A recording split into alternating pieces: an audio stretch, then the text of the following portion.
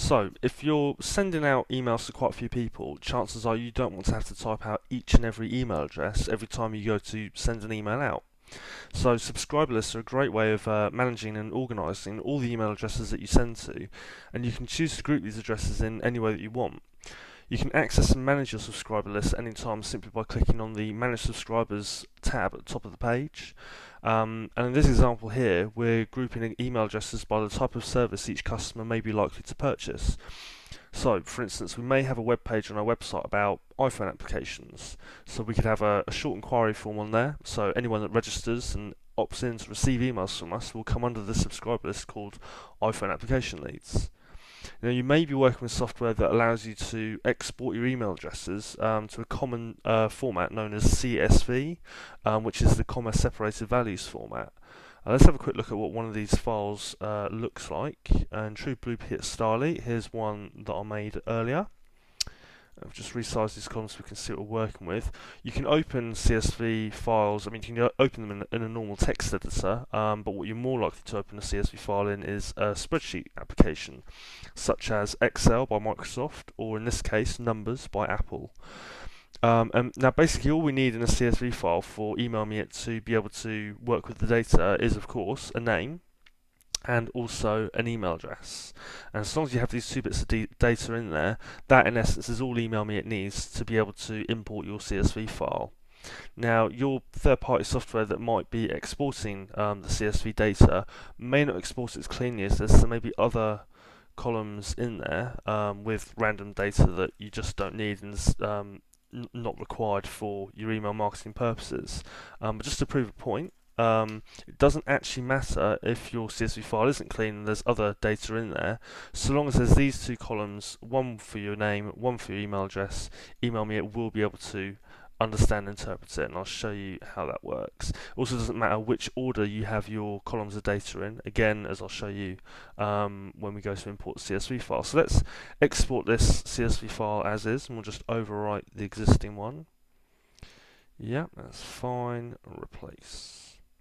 So if we just hop back to Email Me It, let's create a new subscriber list, and we're going to call this one Christmas Leads because it's the festive season. These are people that we've identified that we want to target over Christmas. And then if we just add our first subscribers to this list, now normally what we do is we manually add each one in here. Pain in the bum, don't really want to do it like that. Let's actually import from file in bulk. So by clicking on import from a file, we're now prompted. We just need to make sure that we satisfy all of this criteria and none of this criteria. And basically what we're saying is that these people that we're about to import have actually opted in to receive emails from us. So once we're happy that we satisfy this criteria, just tick the box and proceed with the import. Now we're prompted to actually go and locate the CSV file on our computer, so we'll go and do that. There we go, there's our CSV file. Import these subscribers. Now what Email Me It's saying is, hey, okay, I've picked up that there's data in these four columns. Please tell me what each of these data is. So naturally, we want to actually say, well, hey, column 4 is actually the email addresses, and Email Me has already said that these are email addresses. So it's already said, yep, column 4 belongs to email address, not a problem. Column 2 actually contains the names of the people that whose email addresses these are. So we actually want to say, yeah, column 2, this belongs to the name. Right, that's done. Columns 1 and 3, this has actually got the gobbledygook data in there, which we don't really need. So we just want to tell Email Me, you know what, don't worry about that, just skip that. That's fine. Column 1 belongs to, hey, just skip this column. Same with column 3, done deal. So now we can just hit next once we're happy with that. And at this point, Email Me is actually going to import and scan all the data in your CSV file. If you've got quite a large list, like say 20,000 or so, that might take a little bit longer.